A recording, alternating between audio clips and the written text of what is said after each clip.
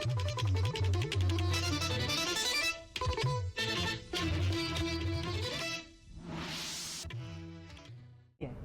बदलापूरमध्ये शाळा विद्यार्थी हा अतिशय सेन्सिटिव्ह विषय आहे. ही दुसरी घटना झालेली आहे, ती होऊ नये याच्यासाठी बदलापूर नगरपालिकेने अत्यंत महत्त्वाचा इनिशिएटिव्ह घेणं गरजेचं आहे.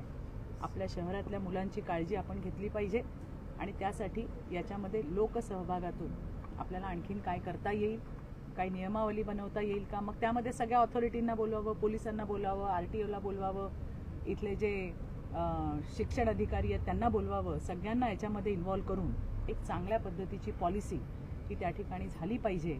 हे माझं मेन कन्सर्न आहे. आज या ठिकाणी येण्याचं क्राईमच्या गोष्टी तर असतात, परंतु आपलं मुलं ही आपल्या देशाचं भवितव्य आहे आणि ते सुरक्षित राहणं हे अतिशय महत्त्वाचं आहे. यासाठी आज मी आले होते. आता एक वेगळा प्रश्न आपण जर बघितलं, अमेरिका आणि इराणमध्ये जे युद्ध सुरू आहेत आणि त्यावरच ठाकरे गटाचे नेते संजय राऊत हे म्हणतात की भारत गुलाम झाले. संजय राऊत विश्वाचे नेते आहेत, सर्वज्ञानी आहेत, ते वेगळ्या वेगळ्या विषयांवर बोलू शकतात. चित्रा वाघ एक छोटीशी कार्यकर्ता आहे. मला कन्सर्न आहे माझ्या महाराष्ट्रात काय होतंय, मला कन्सर्न आहे की बदलापूरमध्ये काय होतंय, की ते मुलींच्या सुरक्षेचं काय होतंय हे बघणं माझं काम आहे आणि त्यासाठी मी इथे आली आहे. त्याच्यामुळे त्यांनी काय तिथे प्रश्न उपस्थित, ते काही प्रश्न उपस्थित करू शकतात, तर त्याची एवढी उत्तर मी नाही देऊ शकत. मी फार छोटी कार्यकर्ता आहे. आपल्या इथलं काय असेल तर मला तुम्ही नक्की विचारा. पण अजित पवार यांच्या अपघातावरून अनेक संशय व्यक्त बघा, हे बघ असं आहे की अजितदादांसोबत काम केलेली मी सुद्धा कार्यकर्ता आहे. मी गेली 20 वर्ष, मागचे 20 वर्ष पासून मी अजितदादांसोबत काम केलेलं आहे. अजूनही आम्ही त्या आघातातून बाहेर आलेलो नाही आहोत. अजून खरंच वाटत नाही की दादा आपल्यामध्ये नाही आहे. हा सगळ्यांसाठी, पक्षाचा असू दे, विरोधी पक्षाचा असू दे, पक्ष जाऊ दे, विरोधी पक्ष जाऊ दे, राजकारण जाऊ दे, सर्वसाधारण माणसाला सुद्धा तो धक्का बसला. अरे असं कसं अजितदादांसोबत झालं, आणि त्याच्या संदर्भातली संपूर्ण माहिती ही राज्याचे सन्माननीय मुख्यमंत्री देवेंद्रजींनी दिलेली आहे. CIDची इन्क्वायरी सुद्धा त्या ठिकाणी लावली आहे.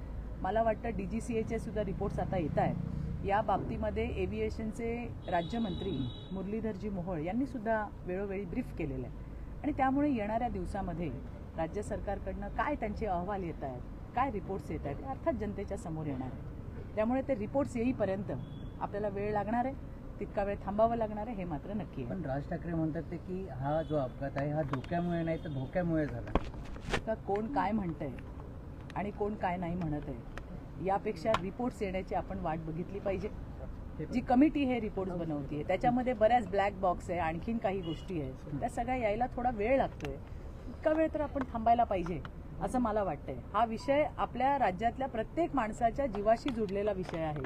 प्रत्येकाला दादांबद्दल नितांत प्रेम आणि आदर होता आणि म्हणून मला असं वाटतंय की जो रिपोर्ट आहे तो यायला जितका वेळ लागतो तितका वेळ आपल्याला थांबावं लागणार आहे. रिपोर्ट आल्यानंतर ज्यांच्या मनामध्ये असे संभ्रम आहेत, फक्त राजकीय लोकांच्याच आहेत का? नाही, सर्वसामान्य लोकांनाही वाटतंय ना की असं कसं झालं, हे का झालं, मग ते विमान कधी पडलं, मग धुकं होतं का नव्हतं, असे बरेच प्रश्न आपल्या सगळ्यांच्या मनामध्ये आहे. तर त्याचं उत्तर यायला, रिपोर्ट यायला हवे आणि रिपोर्ट येईपर्यंत आपण वाट बघायला पाहिजे. दोन्ही राष्ट्रवादी विलिनीकरणावरून देखील दादांची शेवटची इच्छा होती असं नाही, मला नाही माहिती.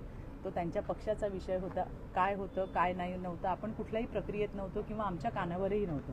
त्यामुळे या विषयावरती बोलण्यात काही अर्थ नाही. परंतु बदलापूरच्या मुलांच्या सुरक्षेसाठी आपल्याला अतिशय महत्त्वाचा आणि जिव्हाळ्याचा प्रश्न आहे आणि बदलापूर नगरपालिकेच्या आता आमच्या घोरपडे ताई आहेत, त्यामुळे रुचिताताई नक्की याच्यामध्ये इनिशिएटिव्ह घेतील. मेन कन्सर्न हेच आहे. अल्पावधीतच लोकप्रिय झालेला भारताचा बुलंद आवाज आपला Bharat channel subscribe, share, like आणि कमेंट्स करायला विसरू नका.